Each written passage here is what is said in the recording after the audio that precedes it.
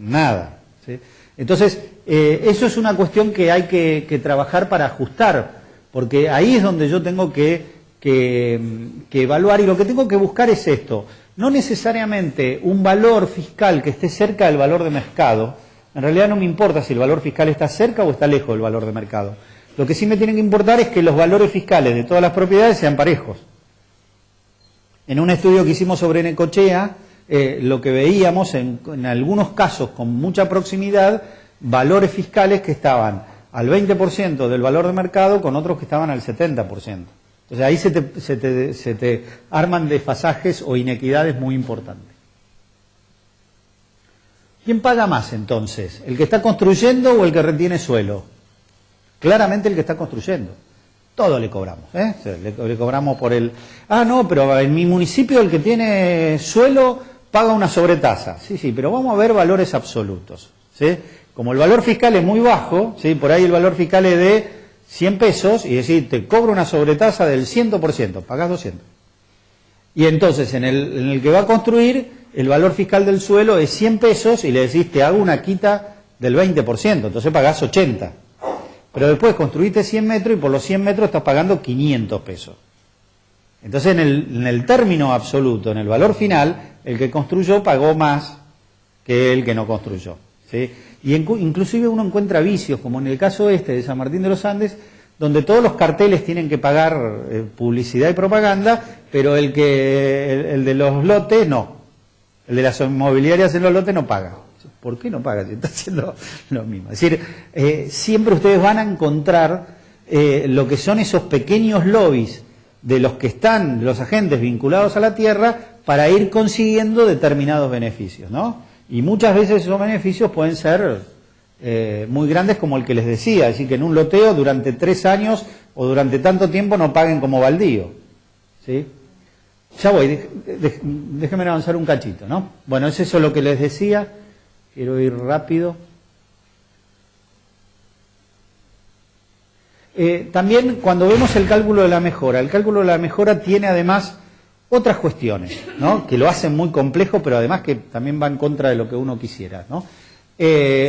No solamente se actualiza, sino que tiene una tabla, generalmente los cálculos del valor fiscal, donde va a pagar más el que más calidad de casa tenga, ¿sí? El que tenga más calidad. Entonces hay todo un gradiente, pero también por antigüedad. De tal manera que el que tiene más antigüedad paga menos y el que tiene menos antigüedad paga más, ¿sí? En principio lo podríamos tomar como algo vinculado a la capacidad de pago, pero la verdad que no tiene esa relación. ¿Sí? Yo puedo también estar diciendo que si vos arreglaste tu casa, tenés que saber que va a pagar más. Si estuviste haciendo una inversión. Es mucho más barato tener una casa que se te cae a pedazos que una casa que la arreglaste. Entonces, yo quiero una política fiscal que esté en sintonía con la generación de trabajo, con la inversión local, que la gente diga, pucha, antes que cambiar el plasma meto plata en arreglar la casa, ¿sí? Pero la política fiscal vinculada a la propiedad conspira contra eso. Bueno, y ni les cuento lo que es administrar esto. ¿Qué me dice este gráfico de la antigüedad? Porque ¿qué porcentaje de ciudad se construye año a año? ¿Qué porcentaje de ciudad se construye? Yo tengo 100% de ciudad, ¿sí?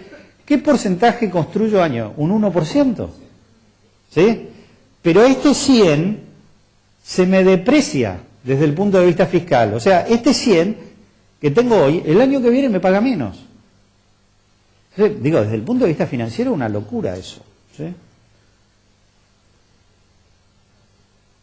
Tasa por servicios urbanos, voy a enumerar, como les decía, muy rápidamente. Acá, como les planteaba, ¿no? Los hechos imponibles, los típicos, alumbrado, barrido, limpieza, recolección, bacheo, riego de calles, pluviales, eso es lo que generalmente encontramos en una ordenanza, pero los no tan típicos que podemos meter, los espacios públicos, el relleno sanitario, el tratamiento de residuos sólidos urbanos, la señalización, la señalética urbana, los temas de seguridad, lo puse ahí un poco en un costadito, pero hay jurisprudencia que marca eso. Todo lo que haga el mantenimiento de la ciudad puede estar como hecho imponible, ¿sí? Ahora, si no está como hecho imponible, no lo puedo cobrar. ¿Por qué es importante eso? Voy a ir más rápido, ¿no? porque generalmente, como decía Leandro, ahí llego a tu pregunta, ¿no? Yo tengo una recaudación que es menor que los costos. Claro, tengo que ver lo que decía Leandro, ¿no? Es decir, ¿todos me pagan?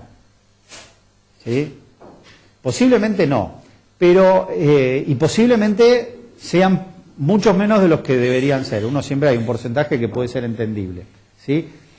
Pero en definitiva también lo que me importa es lo que me está entrando, no solo lo que emito, sino lo que me está entrando. Entonces, yo voy a tomar, por un lado, lo que me está entrando, ¿sí? Como la necesidad de equilibrar con los costos. Porque la verdad es que la ciudad la tengo que pagar todos los días, ¿sí? Pero por otro lado, también lo que tengo que hacer es una política muy fuerte para atacar al evasor, que el evasor, porque en la medida que el evasor deja de evadir, no le recargo tanto al que paga, ¿sí? Y con eso ayer hablamos con algunos en el entretiempo, digamos, un poco de esto, ¿no? Pero tengo que trabajar no con lo que emito, con la plata que me entra, porque si no, no puedo financiar la ciudad, ¿no? Generalmente, como les decía, las tasas de servicios urbanos son deficitarias. Y si subsidiamos a todos, lo estamos haciendo con recursos de los que más necesitan. La plata de la política es una plata que tiene que equilibrar básicamente dos cosas: las inequidades sociales y las capacidades productivas. Es decir, yo tengo que generar nuevas capacidades productivas que pueden adquirir formas diversas, ¿no? Como innovación, tecnología, conocimiento, etcétera, ¿no? Y por otro lado tengo que reducir esas inequidades sociales. Pero si yo estoy subsidiando a los que pueden pagar, no lo voy a lograr nunca. Entonces, este es un punto central. No se trata de aumentar las tasas, sino de redistribuir también cargas o beneficios. Este es el otro punto. Cuando hoy uno ve que hay una inequidad en cómo se distribuyen esas tasas, si yo aumento el 20%, el 30%, el 40%, lo que hago es reproduzco la inequidad. Entonces, con una mirada urbana, analizamos la política fiscal para ver cómo se distribuyen esas cargas o beneficios. Este es un trabajo reciente que estoy haciendo. Lo que estoy haciendo sobre una ciudad que es Río Grande, identificamos con el director de Catastro 15 manzanas típicas representativas de distintas áreas de la ciudad. Y entonces las estamos analizando desde su punto de vista fiscal y desde la visual, ¿sí? Que aparte hoy es mucho más cómodo porque con el Stretch View, ¿no? Directamente lo vas sacando de la computadora y lo podés trabajar, casi les diría, en todos los casos lo estoy haciendo así. Entonces, esto es bárbaro porque uno le puede mostrar al político, a la gente que toma decisiones, decir, mirá, ¿ves esa casa está pagando 30 pesos por mes? ¿Sí? O está pagando 100 o está pagando, ¿sí? Pero empezar a visualizar lo que es la presión tributaria vinculada a los servicios de la ciudad, ¿no? Y entonces uno va comparando, ¿sí? Esto es toda una manzana, son 4 fotos nada más, ¿no? Pero comparando las distintas situaciones, quién paga más, quién paga menos, ¿no? Y uno va armando las planillas para ver cómo se distribuyen espacialmente esas cargas y beneficios, ¿sí? Y también vas teniendo otras cosas, es decir, ¿cuánto me cuesta mantener una cuadra de ciudad? ¿Cuánto me cuesta reproducir una cuadra de ciudad? Entonces te vas a dar cuenta cuál es la ciudad subsidiada y cuál es la que por ahí está pagando, ¿no? O cuál es el límite. Hay parte, a mí me está pasando en este trabajo, uno siempre quisiera que los ricos paguen más y que los pobres paguen menos, casi un Robin Hood, ¿no? Te sentís bien siendo un Robin Hood. Y yo estoy espantado, porque los sectores más humildes no pagan nada, pero digamos, es absurdo. Y no es bueno que sea absurdo, ¿sí? Estamos hablando de una manzana entera que puede estar aportando 800 pesos, 600 pesos por mes. ¿Sí? No sirve de nada eso. ¿Sí? No te sirve ni como beneficio a la gente, porque no estamos hablando de gente que no tiene trabajo. Para eso están las exenciones, ¿no? Entonces hay que buscar el equilibrio más deseado. Y entonces lo mejor, punto 1, es equilibrar recaudación con costos. Ideal es que todos paguen, tan ideal como tener la mejor ciudad con todos los costos, ¿sí? Pero bueno, no tenemos ni la mejor ciudad ni todos pagan, pero tenemos que tender hacia eso. Entonces, lo primero es equilibrar lo que hoy estamos recaudando con los costos.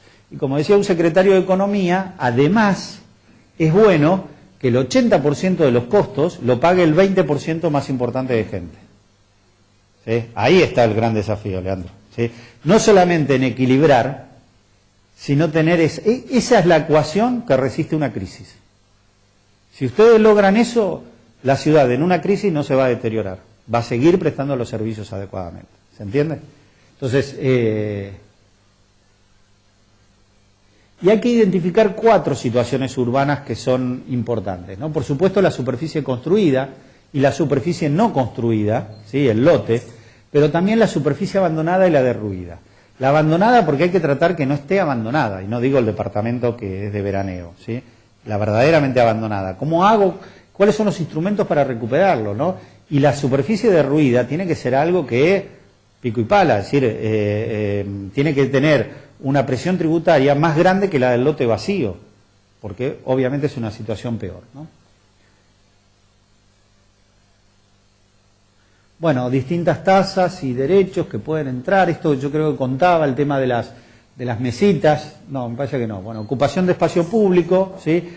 Para una cuestión de renta, entonces acá opera otra forma de valorización, que es el valor de la renta. Sin embargo, cuando hicimos este trabajo en San Martín, por mes las mesitas pagaban 2 pesos por metro cuadrado de ocupación del espacio, ¿no? Y miren, con Lucas lo hablamos en Pinamar, también pasa lo mismo. Y a mí me gusta buscar a veces algunas comparaciones casi cómicas, ¿no? Entonces averigüé cuánto pagaba el muerto en el cementerio. Y en el mismo momento el muerto en el cementerio pagaba 60 pesos por metro cuadrado, ¿no? Y el de la mesita 2, ¿sí? Entonces, vean esas cosas, porque cuando hay que llevar adelante una decisión política, no hay mejor ejemplo que el ridículo. ¿Sí? El ridículo no, te salva, te exime de cualquier cosa, ¿no? Porque vos decís, bueno, a ver que la mesita pague lo mismo que el muerto, por lo menos, ¿sí? Y ya está, ¿sí? En Pinamar se cierran en los cafés,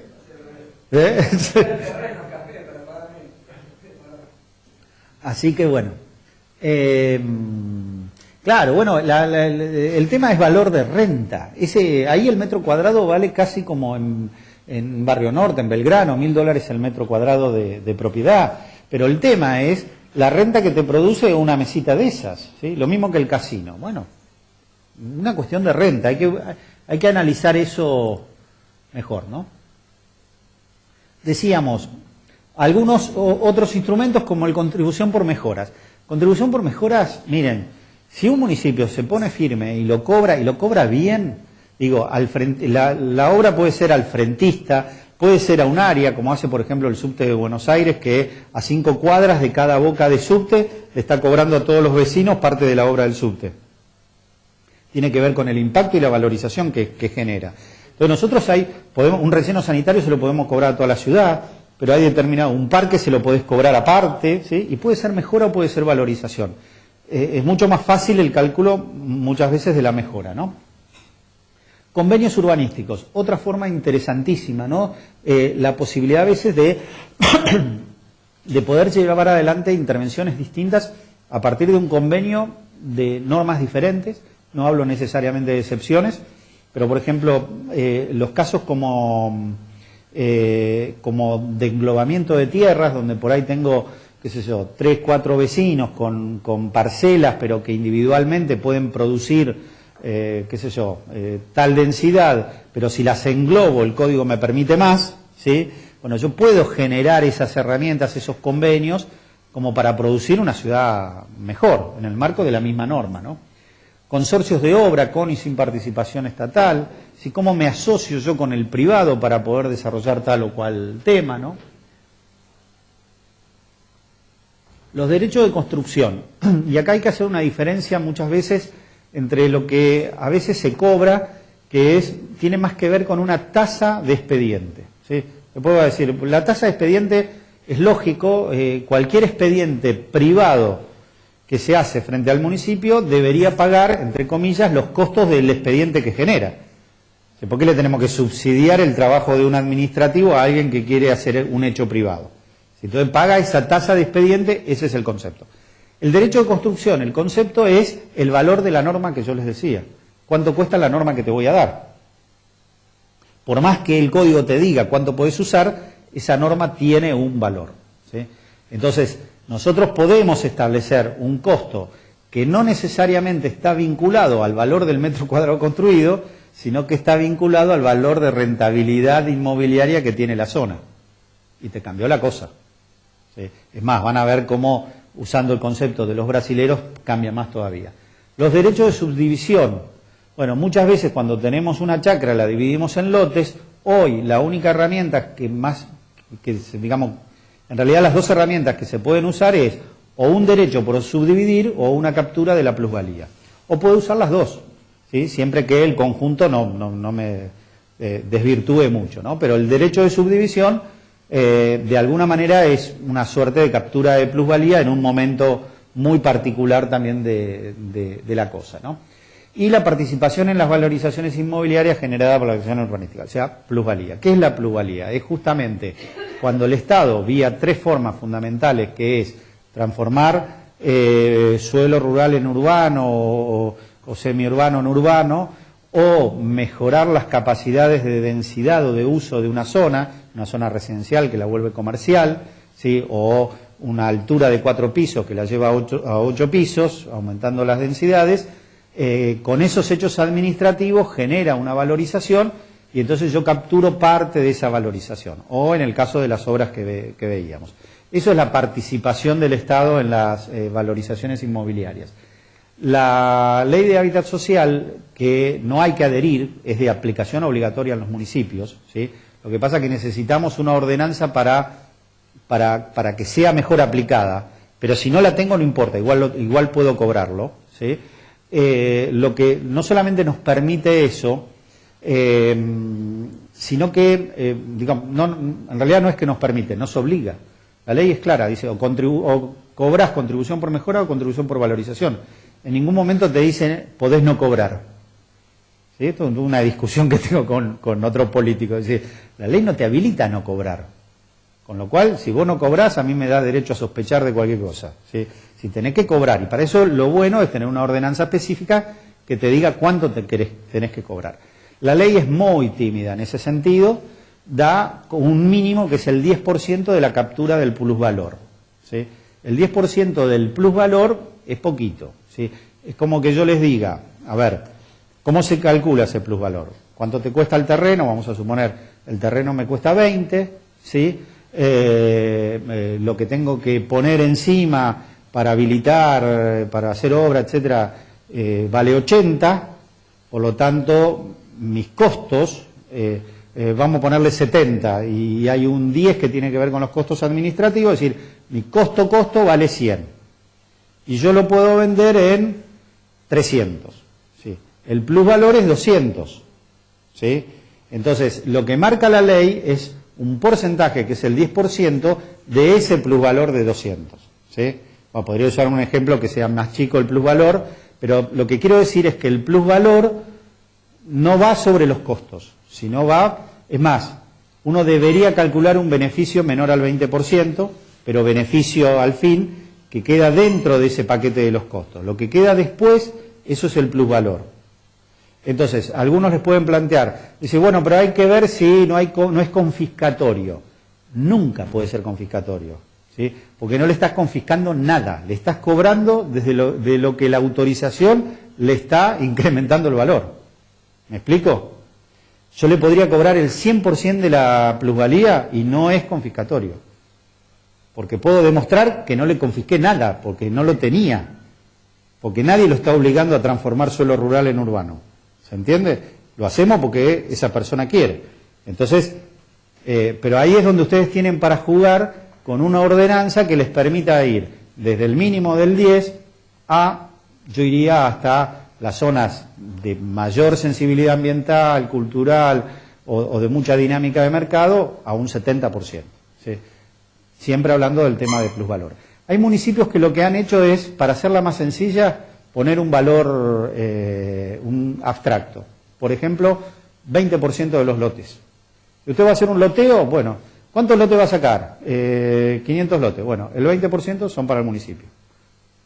Pumba. No hay, está bueno porque no tenés que entrar en cómo calcular los valores, la evaluación, la plusvalía, ¿sí? Directamente es un valor abstracto, ¿sí? Por ahí no te permite tanta flexibilidad, pero convengamos que para el municipio es bueno, ¿no?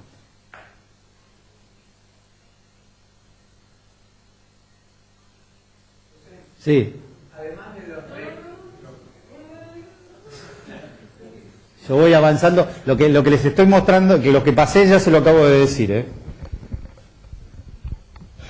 Esos 20 terrenos como ejemplo, eso además de lo que exige el 8912, más el REC, más los espacios públicos. Claro, obviamente. Por supuesto. Sí, por supuesto. O sea, la plusvalía, eso la ley queda claro, sí, no tiene que ver con las opciones, o sea, es al margen de todo eso, ¿no? Sí, porque, bueno. A ver, bueno, me queda poco tiempo y quiero... rápidamente algunos casos en el mundo de cómo trabajan estos... estamos al horno con el tiempo. Bueno, me dan unos minutos, 10 minutos por encima de las 7, pero mostrarles cómo funciona la captura de plusvalías en el mundo. En el caso de Estados Unidos funciona mucho con una adecuación semestral de los valores inmobiliarios. La gente, el mercado inmobiliario es muy transparente y entonces se actualizan de manera muy natural, y esa evaluación fiscal que hablabas, la gente sabe que se le actualiza el valor de su propiedad y por lo tanto le va cambiando el impuesto.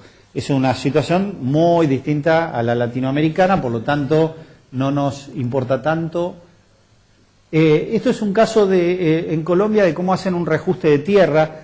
Lo que ven en colores, y esta yo la he recorrido, esta ciudadela, acá ustedes lo que tienen son distintos propietarios con tierras de 5 hectáreas, 10 hectáreas, 2 hectáreas, etcétera, que si se ponen a la venta, lo que van haciendo es produciendo lote. Sí, la ciudad creciendo tipo raviol. Lo que hace el Estado es decir, bueno, esto pasa a ser una ciudadela, hace un ajuste de tierras y un proyecto urbano encima. Y entonces todos forman como parte de un consorcio donde ponen tierra y donde se llevan renta. Pero por ahí a un señor que tenía 5 hectáreas, esas 5 hectáreas no tienen departamentos que se venden, sino que tiene espacio público. ¿Se entiende? Pero fíjense cómo obvian el tema de que tengo que expropiar, producir, después vender. Nada, mucho más fácil. Hago un reajuste de tierra, hago un proyecto urbano sobre eso, donde el Estado hace rápidamente todo lo que es equipamientos e infraestructuras, el sector privado es el que construye los edificios, la gente es la que tiene créditos y ahorros para poder comprar los departamentos que quieren y se produce la ciudad rápidamente, ¿sí? Lo dije muy rápido, les puedo mostrar más información, ¿no? Lo de Brasil para mí es lindísimo, porque ellos dicen, está muy bien lo que dice el Código Urbano, que en un lugar se pueden construir 2 pisos, en otro 10, en otros 20, ¿sí? Pero eso es inequitativo también, porque es una suerte de fertilidad que le estamos dando a algunos en detrimento de otros. Entonces, más allá de lo que diga el Código Urbano, ¿sí?, vamos a decir que todos tienen la oportunidad de construir hasta 2 pisos. ¿Sí? De 2 pisos para arriba tienen que pagar suelo creado. Entonces, si vos tenés un edificio o un terreno cuya rentabilidad es de 10 pisos, ¿sí?, o sea, hasta 10 pisos el mercado me vende, o sea, el valor de la tierra tiene que ver con 10 pisos de rentabilidad, ¿sí? Hoy, en la situación tradicional nuestra, lo que pasa es, o conseguís el tipo que te construye 10 pisos, o tenés una cochera.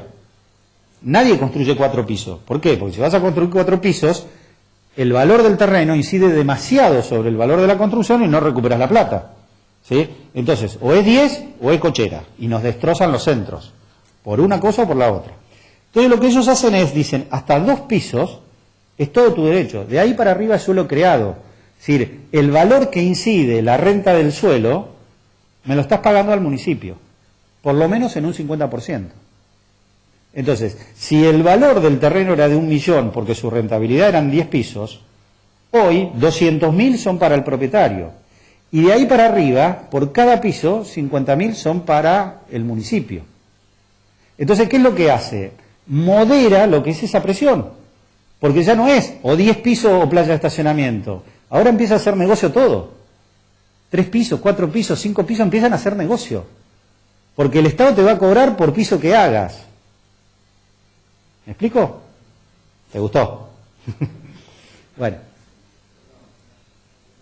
Sí. Sí, por única vez, claro. Operaciones interligadas, ¿sí? Vamos a hacer esto, pero me tenés que compensar con una obra en tal lado. Hay una autorización especial, porque hay un proyecto especial, porque qué sé yo, operación interligada. Pero fíjense lo interesante, hay unos casos, Paulo Sandroni tiene unos casos en Brasil espectacular, porque la operación interligada muchas veces nosotros la tomamos como el pago de una coima, o como el pago, digamos, coima en el sentido cariñoso, ¿no? Casi. Digo, de la acepción, ¿no? Porque digo, bueno, pagás una acepción, haceme la plaza, arreglame no sé qué. Paulo Sandroni es un economista brasilero fantástico, ¿sí? Que lo que hace es, te estudia la rentabilidad de la autorización y te hace compensar justamente por la rentabilidad. Y un caso que él siempre nos muestra, nos ha mostrado, es el de un centro comercial, que era un centro comercial grande, ¿sí? Y compran un terreno al lado para ampliar ese centro comercial. Pero claro, la gente tenía que entrar al centro comercial, salir, cruzar la calle y entrar al otro centro comercial. Entonces lo que pide es una excepción para construir un puente por encima de la calle. La excepción se la dan, pero le sacan la rentabilidad que pasaba a tener el otro terreno con esa autorización y sin esa autorización.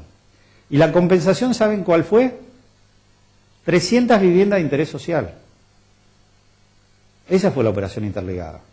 ¿Se entiende? Sí, miren las maneras que podemos encontrar de cómo financiar, incluso sin arruinar un negocio, ¿no? El caso de Calatrava, el puente en Bilbao, es una operación interligada por una mayor autorización de un complejo, ¿no? ¿Cuál es el mejor camino para desarrollarse? Habrá una etapa de diagnóstico y habrá una etapa de propuestas, y el diagnóstico no es la foto de la realidad, el diagnóstico es la película que se viene contando, porque la foto de la realidad puede ser mentira, ¿sí? Volvemos sobre el caso mío, ¿no? La foto de la realidad puede ser, estás gordo o estás flaco, ¿sí? Porque lo que necesitan ustedes es una información para atrás de cómo me encontraba yo hace algunos años, ¿sí? Entonces ahí les adelanto, si hace mucho que no me ven, me van a ver más flaco. Y si me vieron hace poco, me van a ver más gordo. ¿Sí? Se va cambiando, ¿sí? Pero esa visión cinética es clave. Yo digo, tenemos el 8% de desempleo. Y yo tengo que ver cuánto estaba el año pasado, ¿no? A mí me gusta hacer un ejercicio en otra presentación donde pongo 3 ciudades con el 8%. ¿Y cuál es el dato? ¿Sí? A ver, y me voy 4 años para atrás, ¿sí? Una viene de 12 a 8. Otra se mantiene en 8 y otra viene de 6 a 8. Son 3 situaciones distintas, en las cuales tengo que tomar decisiones diferentes. La que viene de 12 a 8, tengo que analizar qué cosas anduvieron bien y seguir dándole con eso. La que viene creciendo de 6 a 8, tengo que innovar, tengo que cambiar, tengo que dejar de hacer lo que estaba haciendo si que estaba haciendo algo, ¿sí? ¿Se entiende? Es decir, necesito esa visión cinética, ¿no? Y después necesito, obviamente, definir claramente las líneas estratégicas, que son los caminos, los objetivos, que es, miren, no saben cómo cambia cuando tenés en claro lo que querés hacer a seguir actuando como, muchas veces como los bomberos. Y elaborar las propuestas en términos de su complejidad, ¿no? El programa en forma integral, los proyectos, las acciones, ¿sí? Me gusta señalar la diferencia entre 3 planificaciones que tenemos que usar. La planificación estratégica, que es identificar los temas clave del desarrollo, es la visión de mediano plazo o de largo plazo, pero que tengo que actuar hoy, pero tengo que tener esa mirada con una perspectiva larga.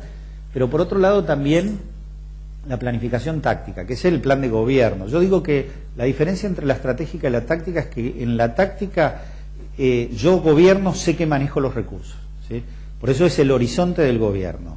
Mientras que en la estratégica no, la estratégica va más allá de mi gobierno, va más allá de mi poder de decisión. Entonces tiene que ser tremendamente participativa para poder lograr el compromiso de la comunidad, ¿no? Y por otro lado, la operativa. La operativa es la que tiene que ver con las decisiones del día a día al año, ¿sí? La herramienta más importante de la planificación operativa es el presupuesto anual. Entonces, esas 3 son las que tengo que conjugar. Y lo que pasa es que muchas veces se hacen planes estratégicos, pero no se los articula con la planificación táctica en la operativa, ¿sí? Entonces, al no poder articularlos, te queda muy linda la visión de largo plazo, pero no sabes cómo actuar en ¿Vieron cuando decimos, sí, vamos a hacer un seminario internacional de planificación urbana? Uy, qué bueno, estamos todos de acuerdo. Pero nadie empieza a decir, bueno, a ver, vos resolvés el lugar, vos empezás a llamar a la gente, el otro que haga, ¿sí? Sí, pasar de la estratégica a la operativa es pasar de la idea de que hacer un seminario internacional a la cuestión programática, de decir, bueno, muchachos, ¿cuánto nos cuestan los pasajes para traer los invitados? ¿Quién hace el afiche? ¿Dónde lo hacemos? ¿Qué época? ¿Qué decidimos? Tenemos que ir decidiendo esas cosas, ¿sí?